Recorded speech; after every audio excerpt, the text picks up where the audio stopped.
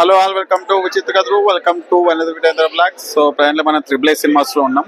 సీతా పైన ప్రీమియర్ షోకి వచ్చారనమాట. అది అర్జున్ డైరెక్షన్ వస్తుంది కదా ఆ సినిమాకి. సో సినిమా మీద ఎక్స్పెక్టేషన్స్ ఏం లేవు, కాబట్టి సినిమా ఎలా ఉండబోతుందో చూద్దాం. ట్రైలర్ కూడా అంత ఇంకా ఎంకరేజ్ అయితే చేయలేదు నన్ను. సో లెట్స్ సీ సినిమా ఎలా ఉండబోతుందో. సో ఛానల్కి కొత్త ప్లీజ్ సబ్స్క్రైబ్ మా ఛానల్, సబ్స్క్రైబ్ చేస్తున్నాం, సపోర్ట్ చేస్తుండండి. And let's get it to the video.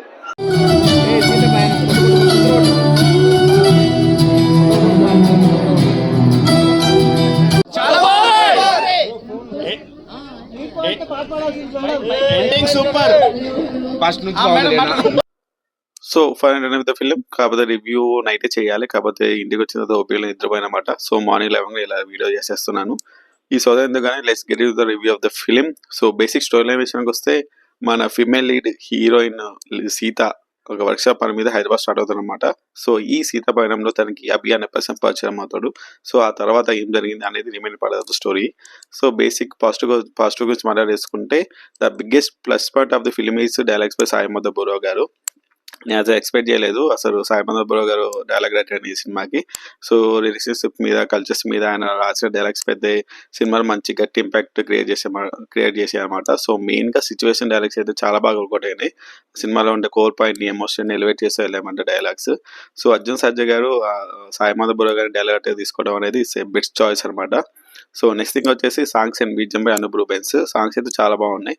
And BGM is biggest soul of the film అనమాట. బీజం అయితే చాలా బాగుంది. మూవీలో ఉండే ఎవ్రీ ఎలిమెంట్ ని ఎలివేట్ చేసే ఎలిమెంట్ అనమాట బీజం అనేది. ఒక మాల్లో చెప్పాలంటే మీకు ఓల్డ్ వింటేజ్ అనూప్ రూబెన్స్ గుర్తొస్తున్నమాట. అలా ఉందన్నమాట బీజం అయితే. బీజం అయితే చాలా బాగా వర్కౌట్ అయిందన్నమాట. నెక్స్ట్ థింగ్ వచ్చేసి decent performance by main leads. So main leads కి ఇద్దరికి ఇది డెబ్యూ ఫిల్మే అయినా కానీ మంచిగా పర్ఫార్మెన్స్ ఇచ్చారన్నమాట. వాళ్ళకున్న క్యారెక్టర్స్ లో అంటే బౌద్ధి టాప్ వెళ్లకుండా, అలా డల్ గా లేకుండా మంచిగా పర్ఫార్మెన్స్ చేశారు. మెయిన్ గా వచ్చేసి ఐశ్వర్య అర్జున్ అయితే డాన్స్ అయితే ఇరగదీసింది అనమాట. But needs to improve a lot both lead pairs కూడా. ఇంకా మెయిన్ గా ఇప్పుడు రైటర్, డైరెక్టర్, ప్రొడ్యూసర్ మన అర్జున్ సర్జా గారి గురించి మాట్లాడేసుకోవాలి. సో మూవీకి వెళ్లే ముందు అయితే నాకైతే అసలు ఎక్స్పెక్టేషన్స్ లేవు. ఒక నెగిటివ్ ఫీల్ తోనే సినిమాకి వెళ్ళాను, ఎందుకంటే ట్రైలర్ అంతా బాగా ఇంపాక్ట్ క్రియేట్ చేయలేదు అనమాట. సో సినిమా వెళ్ళిన తర్వాత ఇనిషియల్ పోర్షన్స్ లోనే నన్ను ఎంగేజ్ చేసింది అనమాట. అసలు సినిమా ఏంది ఇంత బాగుంటుంది అన్న ఫీల్ లోకి వెళ్ళిపోయింది అనమాట. నాకైతే ఫస్ట్ ఇనిషియల్ పోర్షన్స్ ఏమైనా అయిపోతే చాలా బాగున్నాయి.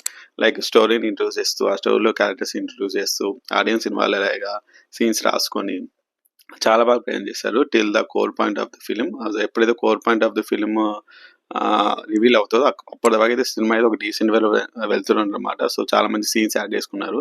సో ఇంకా అక్కడి నుంచి ఇంటర్వ్యూలో అవుతుంది. సో ఇంటర్వ్యూ తర్వాత సెకండ్ హాఫ్ లో కొన్ని మూమెంట్స్ ఉన్నాయి చాలా బాగా వర్కౌట్ అయినవి. మెయిన్ గా జోసర్జా ఇంట్రడక్షన్ సీన్ ఉంటుంది. ఆ సీన్ అయితే చాలా మంచి హైప్ క్రియేట్ చేసింది అనమాట సెకండ్ హాఫ్ లో.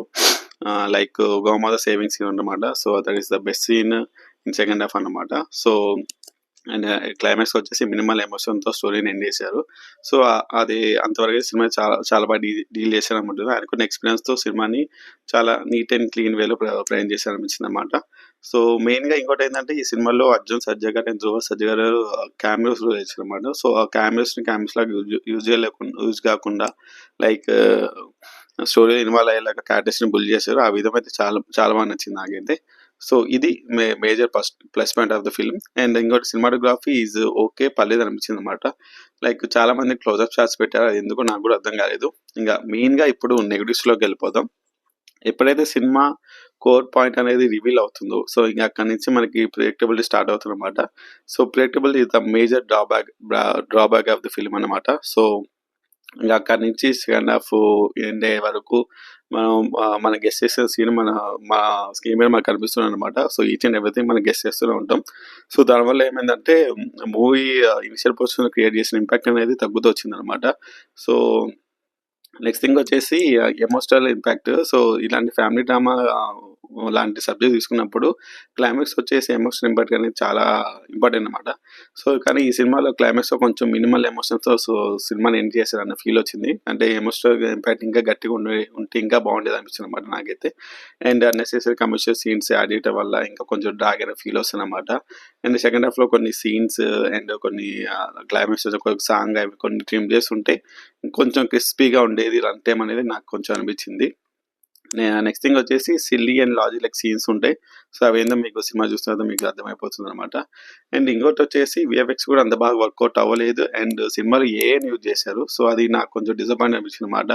ఎవరైనా ఫిల్మ్ మేకర్స్ ఎవరైనా వస్తుంటే ఏఐని అయితే అసలు యూజ్ చేయకుండా కొంచెం అది స్క్రీన్ మీద చూస్తే కొంచెం ఆడ్గా అనిపిస్తుంది. అది ఎందుకు, సో ఎందుకు నాకు అర్థం కాలేదు. నెక్స్ట్ థింగ్ వచ్చేసి ఆర్టిఫిషియల్ లెగ్గింగ్ అనమాట. సో అర్జున్ గారు 2018లో లాస్ట్ ఫిల్మ్ డైరెక్ట్ చేశారు. సో మళ్ళీ అన్ని ఇయర్స్ తర్వాత ఇప్పుడు ఈ సినిమా డైరెక్ట్ చేశారు అనమాట. నాకు ఎందుకు టేకింగ్ వైజ్ సినిమా అంతా 2018 కైండ్ ఆఫ్ టేకింగ్ అనిపించింది అనమాట. చాలా వరకు ఆర్టిఫిషియల్గా కనిపిస్తుంది సినిమా. లైక్ ఫ్రేమ్స్ కానీ, లైక్ జూనియర్ ఆర్టిస్ట్ పర్ఫార్మెన్స్ కానీ, ఇదంతా కానీ చూసుకుంటే మీకు ఎవ్రీ ఫ్రేమ్లో ఒక ఆర్టిఫిషియల్గా కనిపిస్తుండే అనమాట. సో అది కొంచెం నాకు డ్రాబ్యాక్ అనిపించింది. సో ఓవరాల్గా it's a decent first half and below average second half అనిపించింది. సో ఫైనల్ వర్డిక్ట్ వచ్చేసి it's a average family drama. So if you have a time give it A try. అసలు వెళ్ళి చూడండి, కుదిరితే ఫ్యామిలీతో వెళ్ళి చూడండి. మేబీ ఫ్యామిలీ ఆర్టిస్ట్ కరెంట్ అయ్యే ఛాన్స్ ఉందన్నమాట సినిమాలో. So that's the review guys. Positive negatives మీకు వెళ్ళాను, మీకు చెప్పేశాను. సో దీన్ని బట్టి మీరు సినిమా చూడాలో వద్దు డిసైడ్ అవ్వండి. So that's the review. I hope you like my review. So if కనుక మీకు నచ్చుంటే ప్లీజ్ సబ్స్క్రైబ్ కదా, సబ్స్క్రైబ్ సపోర్ట్ చేస్తుండండి, సినిమాలు చూస్తుండండి, ఎంజాయ్ చేస్తుండే, హ్యాపీగా ఉండండి. మళ్ళీ నెక్స్ట్ వీడియోలో మళ్ళీ కలుద్దాం. Tata, see you, bye bye, మళ్ళీ కలుద్దాం.